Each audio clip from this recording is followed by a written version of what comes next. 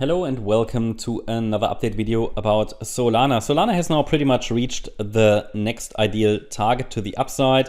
This here is a pretty choppy range. And as I said to you in the last few days, we are moving in a range. This is pretty much all just noise until we get some meaningful movements. And reaching the target or resistance, ideal target here, the 100% extension, isn't even anything, let's say, unexpected, or it's not even anything that would change the analysis. No, we would need a break above the upper boundary line of the trend channel to really have, let's say, some clarity. Because as long as we are in the range, there won't be really anything significantly new. But a few days ago already, I highlighted to you that it would be great for the price to get to $155.30. We're pretty much there now. I think not quite reached yet, but on Discord I communicated only yesterday.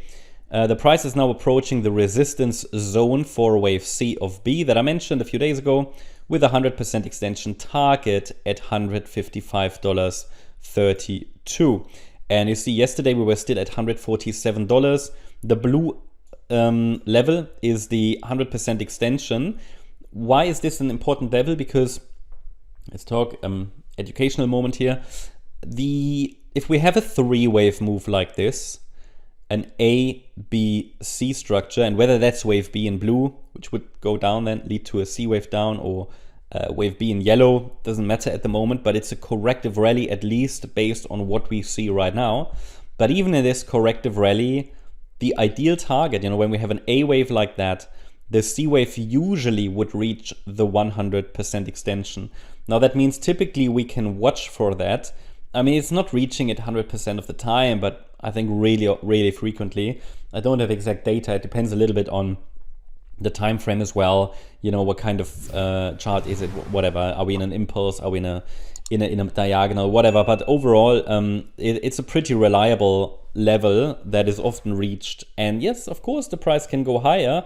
But let's first get there, right? And then recalibrate, zoom out, lean back, and see what the market does as a reaction. That's, you have basically, we had a rally from support into resistance and now even towards the target. So this is now the time to be watching what the market does. Now that you could say micro roadmap is complete. Let's go to the Solana live chart. And you can see that's reached now. And I'm considering this move up as possibly wave B in yellow or wave B in blue.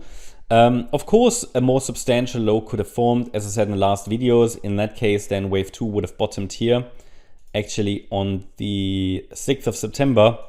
And let me just put that actually onto the chart as potential. Just need to choose a different color. Oops. Just want to highlight, of course, the wave 2 could have bottomed, but it would require further evidence. And what would be that kind of evidence? First of all, the problem is if wave 2 really bottomed here, on the 6th of September, I mean, it is a 1-2 setup. We talked about that, yeah? The problem is the rally afterwards was only a chop. It is just a chop. Looks more like a 3-wave move up to me, which means that there is a high risk we test support again. Call it risk, call it an opportunity. It depends on perspective. I can only highlight the risk, right? Because we haven't got any clean impulse to the upside. Now, but I'm not bearish, right? Because we're still holding above support and we're still in a range. And we're actually spending more time in the upper range or in the upper half of the trading range, you could say here. We've now reached resistance, so risk is, however, high. Because whenever we're reaching resistance, we're in all the, it's not only Fibonacci resistance, we reached an ideal target. We reached the Fibonacci resistance zone between $150 and $158, and we're very close to all these previous swing highs. So this will be the test for the bulls, the ultimate test. Can they take the price higher, and can it be a breakout? Can it be a sustained breakout? Not interested if the price goes to 165 and breaks down again. It's not useful, really. It could just be a high B wave or something, right? Or an extension of wave X, which can always happen. But we need a sustained break for something more bullish. So the blue count is bearish. I talked about that in the last few days. It has problems, this wave count. I mentioned that as well. Like, for example, the move down would be a diagonal pattern. And this wave 2 in blue, which topped in September, is too high to really be reliable. It's valid though. What I'm watching for now, that the price is in this target area, how do we react to 155.32? And if we push higher, then how do we react to 158.39 and the trend channel upper boundary line? This is going to be key for today and this week. And as long as we stay, below the upper boundary line of the trend channel, all the potentials on the chart are still valid. Even the bearish card or short-term bearish or another test of support is likely.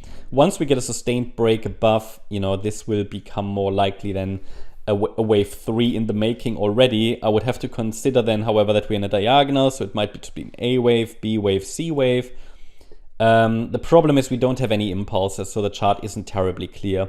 Also, the move up between the 3rd of October and the 7th of October is just a 3-wave move up, right? So someone said in the last video, I should consider this some kind of a W pattern or whatever. I have no idea. I don't see that. My response is always, Elliott wave already gives us everything we need to know. We have a support area. As long as we're holding in, above support, of course, the focus could be on higher, because we haven't even broken the 78.6 retracement of the 5th of August low between the 5th of August and 8th of August high. So there's no confirmation for something more bearish, but I obviously have to highlight the risk, right? But it's marked with a question mark, this blue count, exactly because the blue structure has some structured problems.